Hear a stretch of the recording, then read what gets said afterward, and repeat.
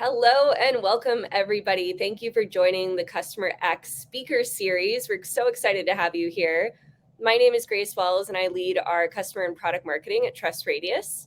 And it's my pleasure to interview the wonderful Ciana Abdollahian. I think I got it. I think I got it right. You did. You did.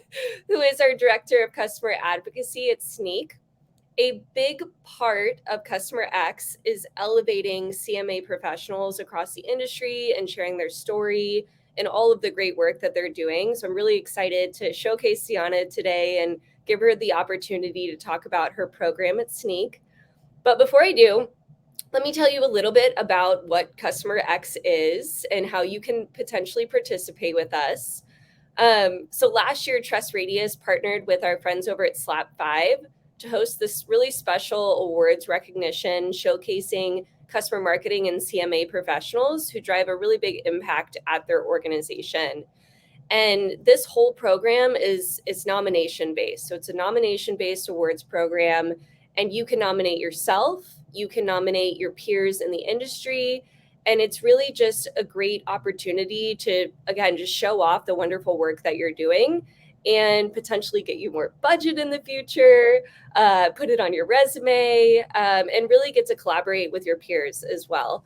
So to participate, you can nominate yourself, like I said, and nominations open on May 17th. So go ahead and mark your calendars, mark it today, get ready, share it internally with your team so they could potentially nominate you as well if it's something you're interested in participating in.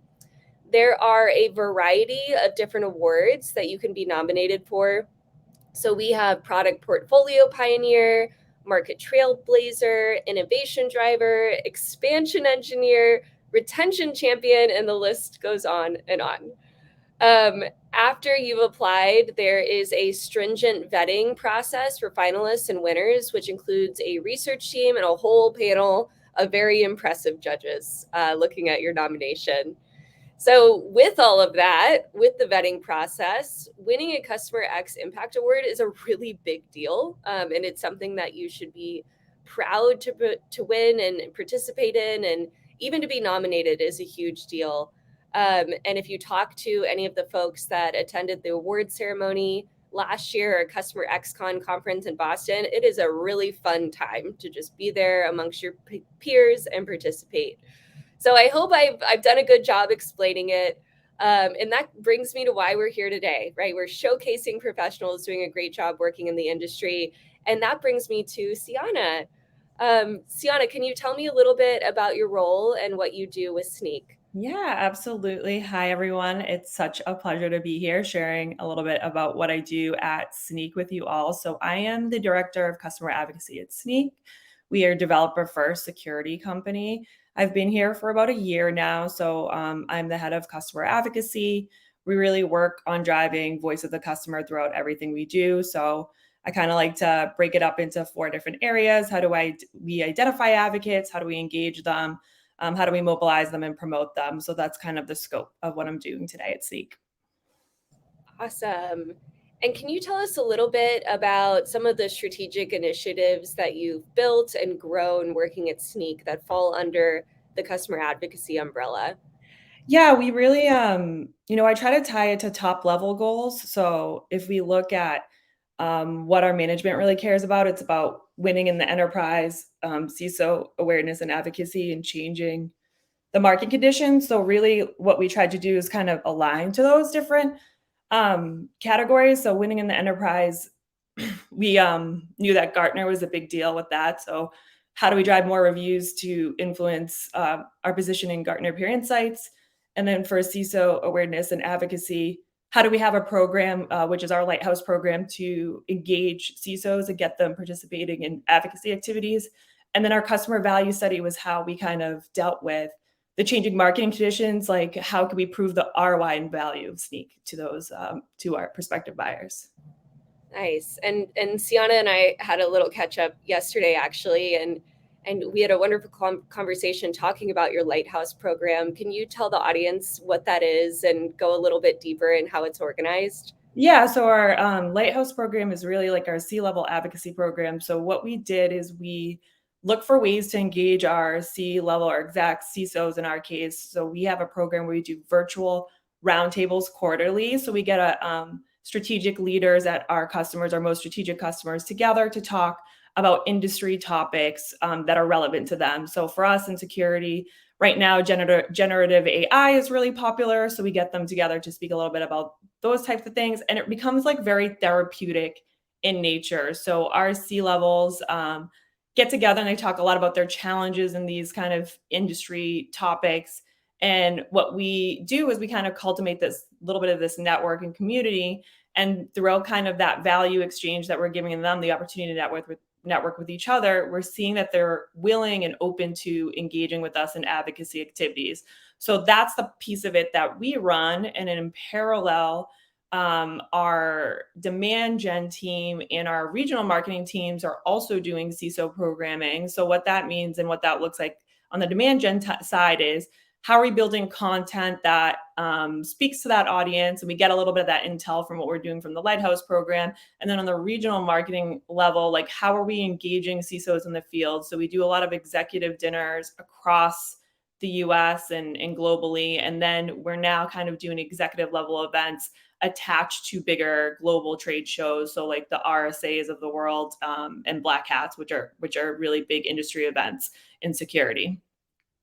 Yeah, I love the networking component. I love the human element, being able to go to dinner and chat and network. You can't beat that, especially after COVID. Being able to sit down and have a real life conversation is huge. I think that's an amazing program that you've kind of Yeah, championed. people are really hungry for that. So I think it's been a while since we've had that human interaction, and it's even kind of nice even though it's a virtual roundtable, it's peer to peer. And as we know, as customer advocacy and marketing pros, the biggest value we get day to day is the chance and opportunity to connect with each other. So, we're really active in the communities and forums. But at the C level, they don't have a lot of time, so we have to be more prescriptive and curated on how we're asking them to spend their time. So it's high touch, high value events, and then even on the promotional and advocacy side, what we're seeing is we need to be very deliberate about what we're putting in front of them for an advocacy activity. So we think, what are the highest profile events that we're participating in? What's highest profile in terms of getting their name out there and building their personal brand and reputation? And so as we've kind of tweaked as we've gone along, we've seen a lot of success or an increase in engagement in the activities based on what we're putting in front of them for advocacy activities. Yeah, that makes total sense. Building personal brand, being attached to something big, it just kind of generates that excitement. I think it's really, really interesting what you've been able to get off the ground. And I love that you're engaging your field team for outreach as well. And it seems like a really strong program. When you had some of these ideas at Snyk, how did you approach getting executive buy-in from your leadership team? I feel like there's a common misconception that customer advocacy is just getting case studies, right? Or getting a certain number of reviews. And we know that that's not the case at all. How did you kind of approach that? And did you have to change anybody's mind? Yeah, I definitely did. I came into this role completely new. And, the first thing the CMO said to me was like, I'd like you to produce 20 case studies this year. And I do what all of us do and ask, but why? But why is that important? So I kind of tried to flip the script a little bit. And like I said earlier, I looked at what our top level goals and what our CEO and really the exec team really cared about. And so, like I said, that fell into three different buckets. So we were really focused on winning in the enterprise and growing that segment of our business. And, I personally know, having done this for 15 years, that one great way to do that is around Gartner Peer Insights and influencing the Magic Quadrant. And it just so happened that our CEO is, that was really top of mind at him. So I really was intentional about building a really strong Gartner Peer Insights review campaign to help with that, to show like if we get customers' choice, that then positively influences where we kind of land in the Magic Quadrant, which, we did get customers' choice and he was really excited about that. So that was kind of one, I would say it's not necessarily a quick win, but something that you can kind of get up and running pretty quickly and start seeing results if you put some time and attention to. So that was one area. CISO awareness and advocacy. So that started a little bit before I came on board, but we noticed, or basically the feedback we were getting is that CISOs don't know about our product and don't know we exist, and we need their buy-in in order to kind of win more business, especially as we're trying to drive towards the enterprise. So the Lighthouse program was already in place, but we became more intentional about showing the results, showing who were engaged. So kind of the way that we lay it out when we talk to the executive levels, this is how many members we have. These are how many are engaged, meaning showing up to meetings, and these are how many customers in the program that are performing advocacy activities. So like that, and we want to grow that over time. So we've been able to show the progression of when we started the program and we only had maybe like 10 members. Now that we have 20 members and half of those come to the meetings pretty regularly. And now like a quarter of those are participating in advocacy, and that number is growing. So that really resonated because once again, it aligned to some top level goal that we were seeing or interest at the C-suite for C-level advocacy. And then the change in the market conditions is just a result of now, because the economy has changed, companies are scrutinizing their budget more when it comes to purchasing solutions like Snyk or any solution for that matter. And so a lot of the feedback we were getting on the customer advocacy team is, do you have anything that shows the value or the ROI of implementing Snyk, which we all know is just super hard to do no matter what company you are at. And so my teammate, who is phenomenal, came up with the initiative of building a customer value study. And basically what he did with the help of kind of cross-functional leaders is build a survey to survey our customers to understand what is the value of implementing Snyk and metrics that matter to our audience. So found vulnerabilities and then how many they fixed, which is interesting, reduction in risk, which they really care about. Also, what's the ROI of implementing a solution like Snyk in terms of risk reduction, and then developer productivity, which are two key areas that our customers really care about. And that was really important because the sales reps needed that to be successful in their selling motion, knowing that budgets were being scrutinized and that they would have to show their management some sort of case to, make that case for Snyk. And this was giving them that information they needed to say, hey, if we invest X in Snyk, here's what we should see back. And so we saw great results. And that is something else that we've put in front of the exec team to say, this particular customer value study to date has influenced over 8 million in closed won revenue and over 40 million in pipeline influence revenue. And we're planning to like kind of do more with it. And there's also like, the one thing that I always say to all CMAers is that you have some of those kind of hard metrics that you can find, and they're harder to find. And then you have what I would call like positive signals or positive sentiment. So we always capture quotes from other people in the business where we can't maybe quantify what the influence was for them and how they used it. But we know, for example, our partner marketing team uses this to educate AWS sellers. AWS is one of our big tech alliance partners, and it's been massively impactful in terms of differentiating us from other competitors in AWS's mind. So we get quotes from them on how it's been helpful in their day-to-day job, and we kind of paint that full picture of the quantitative results and the qualitative results.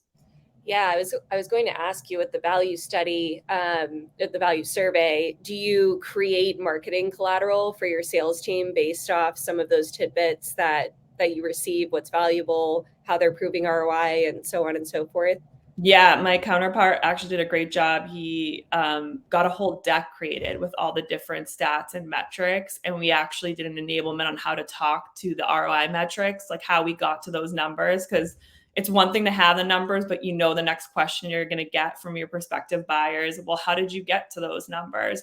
So we did kind of like a little bit of a tutorial on like, we took this number and then we multiplied it by this number and divided by this number. And this is what it means. This is what it would mean to your buyer. So they actually have a full set of slides that it can pull from, depending on what's relevant to that particular prospective buyer. The one thing that we also ask is, what's top of mind for your CISO and CTO from the perspective of the people that we sell to?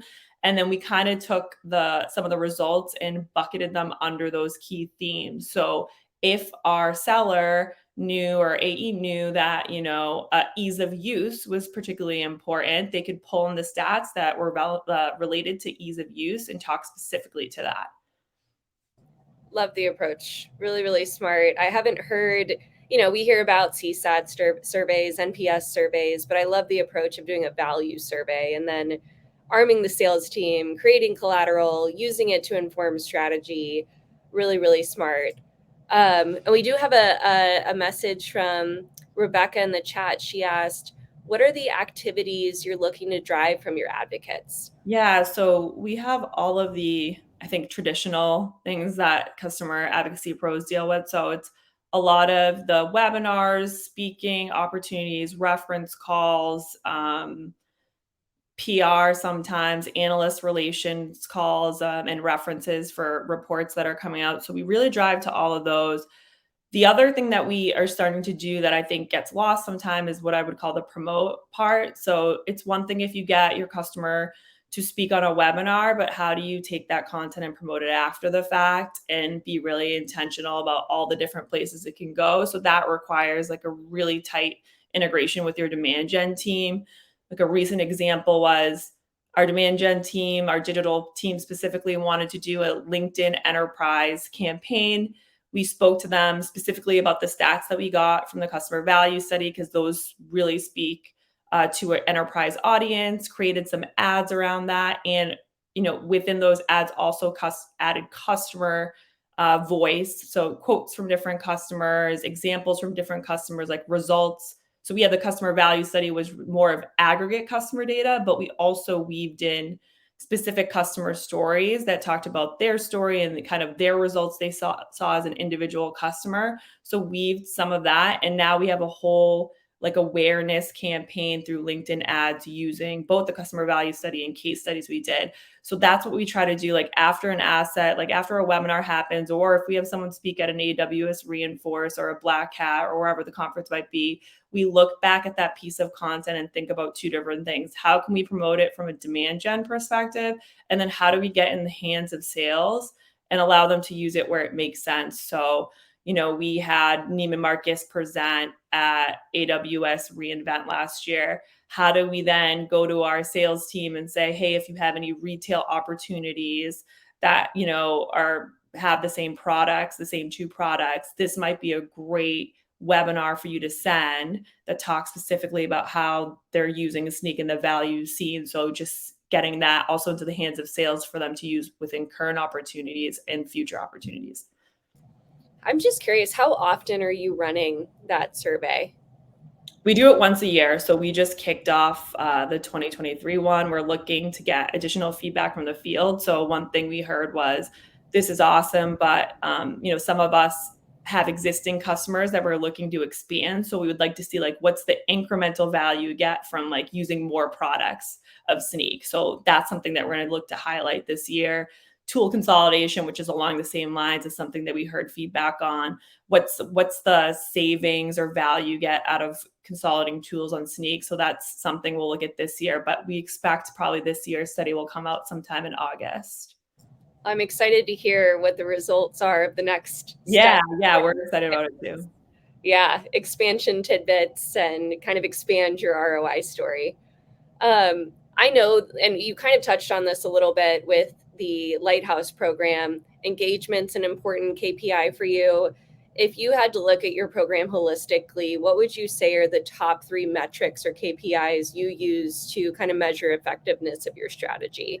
Yeah, we're going to move to a new model. So the current model I use is kind of like the effectiveness of the program. So we run a couple different programs, obviously Lighthouse being one of them. We have a review program, we have a reference program, content program, so all that good stuff. So I kind of just take what the relevant metrics are for each of those categories. So for reviews, it's like, how many new reviews, what was the movement in our score and the movement in our ranking. That's easy for the company to take a look and understand when I present in that way. And then obviously, if we got any sort of recognitions from those review sites, that's something that gets added into that category. For the reference program, it's your traditional like revenue influenced and just pipeline influenced.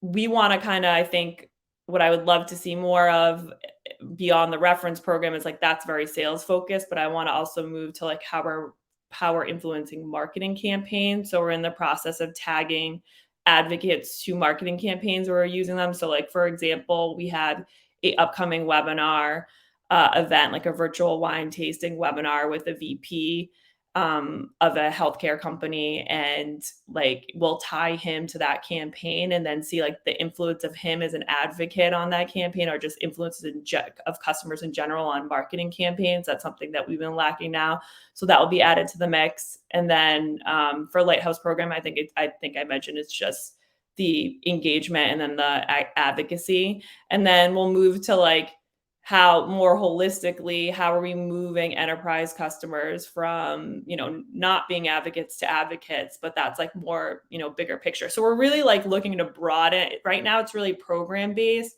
I'd like to broaden it out to like those 4 buckets I talked about too. Like what are we doing to identify customers, and are we meeting our numbers? But that's obviously a shared goal. So it's like working across our sales team and customer success organization to understand how are we taking the biggest names that we know want to be referenceable and moving them from onboarding, adoption, then to like expansion and advocacy. So we got to work together on that. But that bucket, I would ideally like to see like how many Global 2000 or Fortune 500 customers we have, and then how many are now advocates, like moving that needle forward, and then engaging them. It's like right now we have a few great programs that engage our advocates or engage our customers, but how do we add more programs?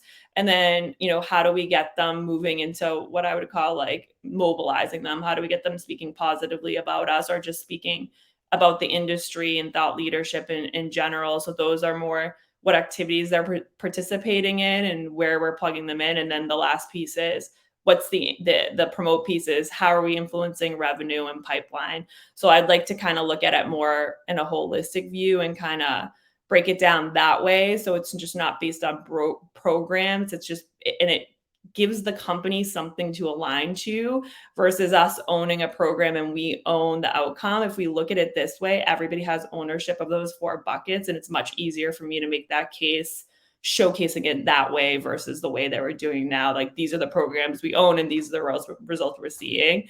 Here's the buckets that fall under advocacy and everybody owns them, and here are the goals that we're all driving to because they're important to the whole company. Demand gen cares about pipeline created and revenue influence. Our CSM team cares about how many customers are happy and referenceable. So I think this is just a great way to pull it together and get the whole company involved.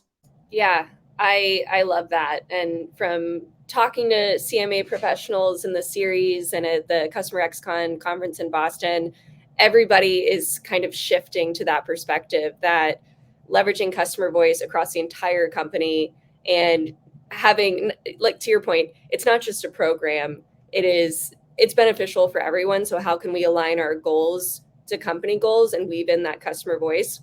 And it sounds like you're doing that, which is wonderful to see. And I love, love, love the concept of tying an advocate or an influencer in your kind of sector to a campaign so you can see what that person's reach and influence was. That is super duper interesting and creative. And I'm excited to hear how that goes as well for you. Yeah, it'd be nice to even share that with our customers, like show them what their influence was. Like I actually pulled Yeah. together this slide, and now I'm contemplating on this call whether or not I should share it with him. But what I wanted to show to the exec team is like, what is the influence of an advocate? So I picked an advocate that I feel like we did a good job of cultivating a relationship with. And I actually showed the timeline of when we first engaged with him and all the activities he's done to date. And it was like incredible. Like he's helped us like source and influence almost $200,000 in pipeline. He left us a positive review on Gartner Peer Insights, which helped us get Customer's Choice last year. He was a positive review for us on a Forrester Wave, report that we had to provide references. So it was actually a very amazing slide to show how influential one advocate could be if you do the right things, right? If you create value or provide value to them, and invite them to programs and engage them and make them feel part of your company and connected to your product and your brand. I really like love that slide. It was just like a random thought I had one day. And so now I'm wondering if I should share it with him to show just how much of an impact he's had for us. Yeah, I think you should, especially in the world where everybody's looking to build their personal brand and have connection. I mean, what a cool story to say I helped Snyk in all of these different ways and I had this much reach. And Kaylee put in the chat here, customers love when you share the impact of their advocacy back with them. So I think that's definitely a home run to showcase it off. And she also put in the chat here, it's not just a program, but a mindset. I love that. Absolutely true. So we talked about kind of, some of the benefits to customers about participating with your advocacy program. This in particular, showing influence, I think is huge. Are there other benefits that your customers receive from you or that they get excited about to participate as an advocate with Snyk?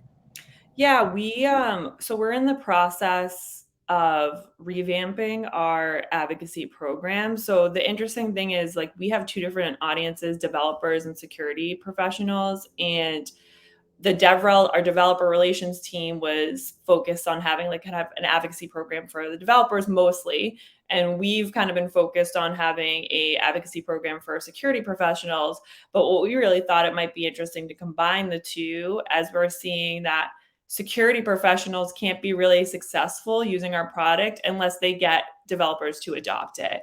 So we thought kind of the cross pollination of the two communities would be really helpful in learning from each other and understanding, what are some of the things developers, want in this kind of tool to make their lives easier, because it's always kind of a balance in our world of developers need to ship code, but we also know they need to develop secure code. So how do we encourage them to develop securely without disrupting their workflow or impeding their productivity?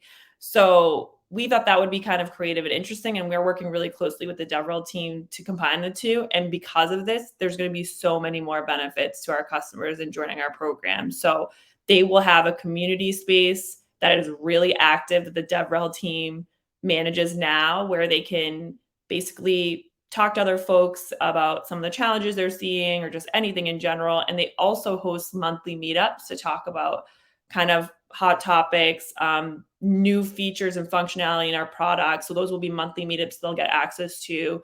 Then we're going to be kind of offering different opportunities monthly via a newsletter to them and a post in the community, just kind of maybe communicating a couple different ways.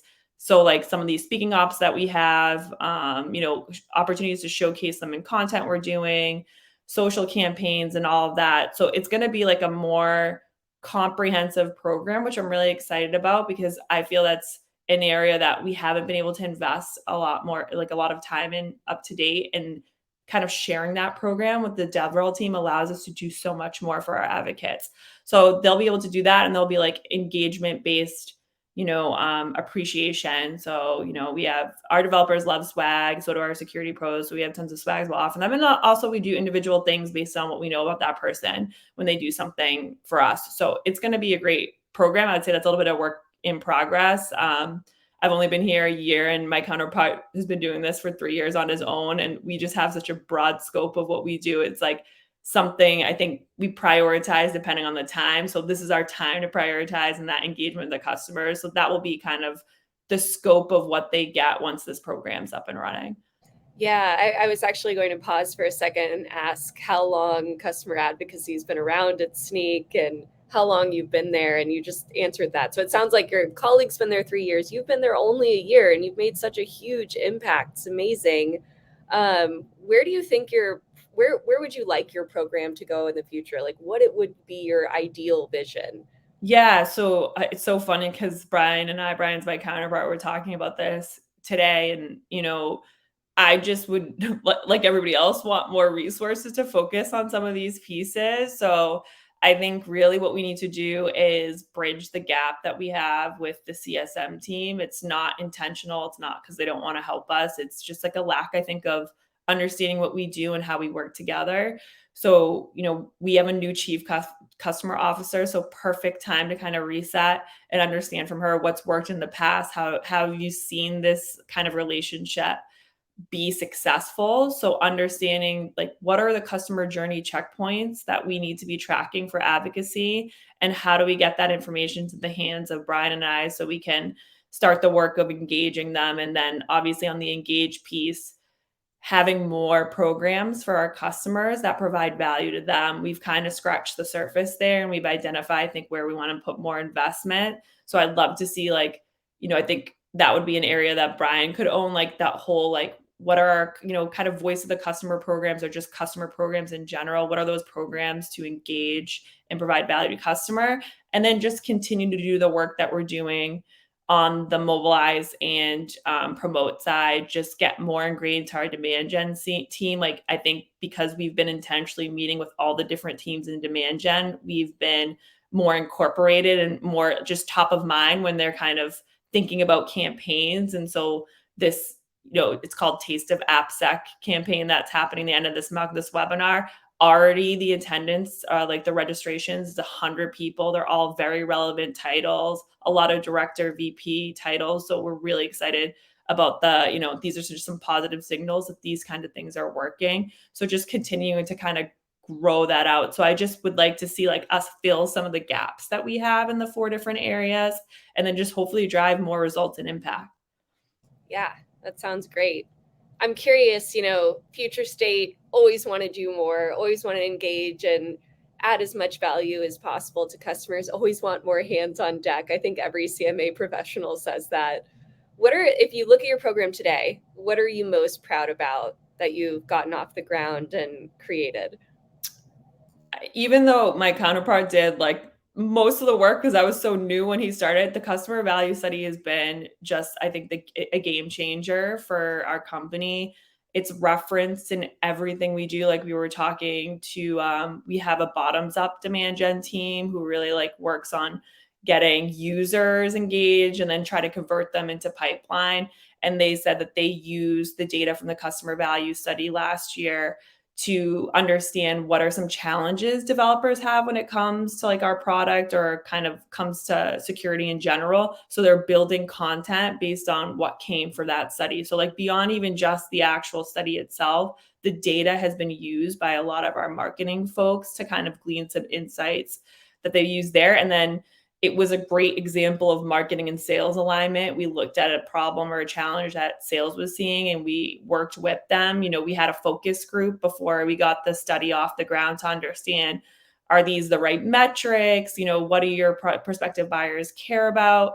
And then based on that feedback, they really helped us create the story that we were going to tell with our data. Because it's like one thing to collect the data, but then you need to tell a story with the data. So they really helped us craft that. And then actually, we submitted the customer value study to Gartner's Marketing and Excellence Awards, and we're actually a finalist for their communications. Yeah, so like the fact that it even got recognized from Gartner being a great, I think the award category was marketing and sales alignment or marketing sales excellence. So just great to get that confirmation or validation from them that we really worked closely with sales to produce a product that was beneficial to them, that drove actual results, and that our sales reps have come back and even said in like sales win, we have a sales win channel where they promote their wins.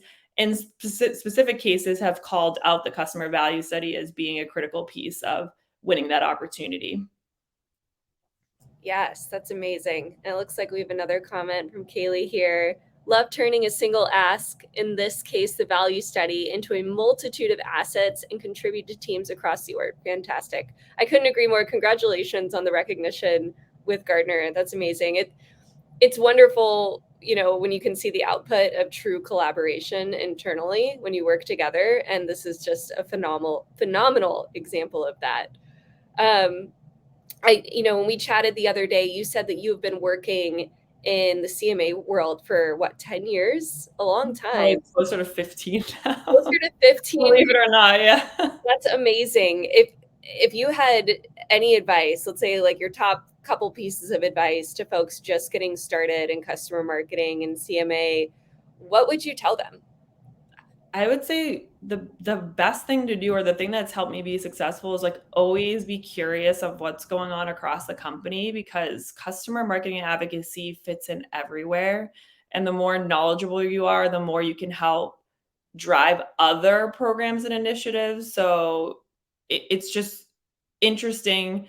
You can think about it so siloed, but when you start to talk to other people, your role really fits into the rest of the company. And like people always, in all the companies I work with, I was their marketing go-to because I was working across the org. I think that customer marketing and advocacy is one of those marketing functions that truly works across the whole organization. So you tend to become the go-to marketing person, and that's a great place to be. So I always say meet with as many people as possible, because you might not know that there's overlap, and something that you have that already exists might help them with their initiative. So that helps you gain the credibility, and it helps kind of elevate you within your company. And so when you are looking for support for these initiatives that often are cross-functional, they're willing to kind of give back to you, knowing they're going to get something in return. So that's something that's helped me be really successful. And then it's like always thinking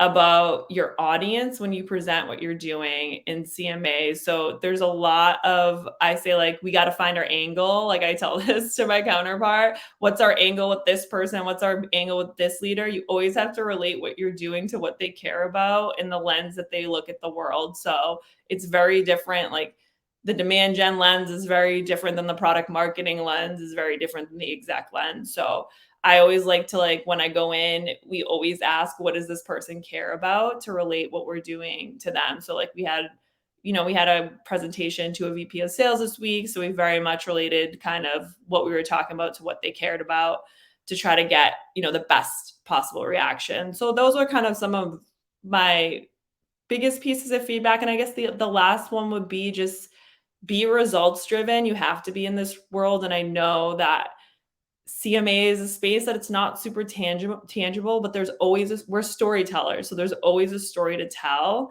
And that's what I think it's very frustrating, because we don't have that set of KPIs and metrics that other marketers might have in their disciplines of marketing. But there's always a story you can tell.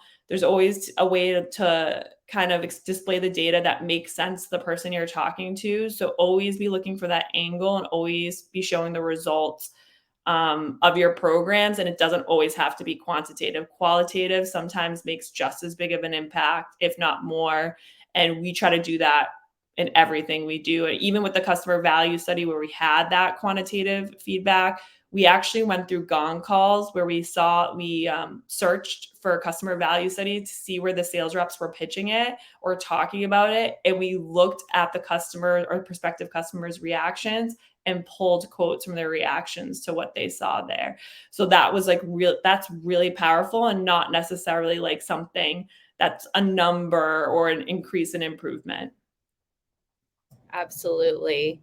And now I have to ask, will you be nominating yourself for the Customer X program? Oh my goodness. I haven't even thought about that. I'll think about it. I haven't thought about it. I've been super busy with the things that I talked about today. So I will definitely consider it now that you put a little pressure on me. So I'll take a look at it. I hope so. You're very well suited to be a candidate, and I'm really excited hearing everything that you have presented today and all that you've discussed. Do you have any final thoughts or anything else you'd like to share with the audience?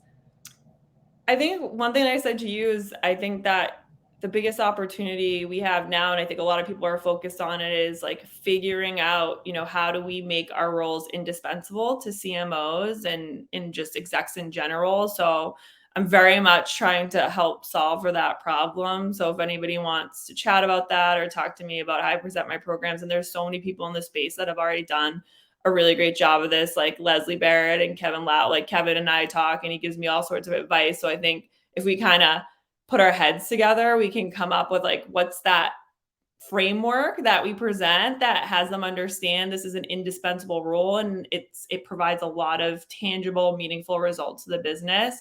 Because I think I want probably like this wave of customer marketers or CMM pros legacy to be like, we made customer marketing and advocacy a role that companies will not get rid of. It's now a standard role within the marketing function, not a nice to have, but a must have. Yeah, I agree. And I think that formula is out there. And the more we communicate and work together to figure out what those KPIs are, what programs are working, what kind of becomes table stakes, the easier it'll be to kind of blaze the way for future CMA professionals. So I love that lens that you're taking. And I think you could absolutely do it. And if there's any way that I can personally help you or Trust Radius, us working together is what's really going to kind of set the tone. Yeah, I appreciate that, and I appreciate all the vendors just being so willing to kinda contribute to helping build the kind of content or the thought leadership we need to move customer advocacy programs. So thanks, big thanks to Trust Radius for being part of that group. Of course. And with that, this has been an amazing interview. Thank you so much, Ciana, for participating, for hopping on with us, for taking an hour out of your day. We really appreciate it. And if I could end on any note here, it would just be, calling all customer marketers, calling all CS leaders, see all CMA professionals. Again, nominations open May 17th for our Customer X series. The nomination process is pretty simple. Come prepared with your program, your metrics, and I hope to see so many new names join the list of nominees from last year. We have an incredible roster of folks participating with the Customer X series, and you do not want to miss the conference in Boston, the award ceremony. It is a really, really good time to have these conversations. So I hope you're there. I hope you participate. If you haven't heard about us, go ahead and follow the page and visit the website, and we'd be happy to answer any of your questions. Please don't hesitate to reach out. And with that, thank you again, Ciana. Thank you for being here. Yeah, thank you for having me. I really appreciate it. It was so much fun. I hope you have a great rest of the week, and we'll talk soon. Same to you. Talk to you later. Bye. Bye.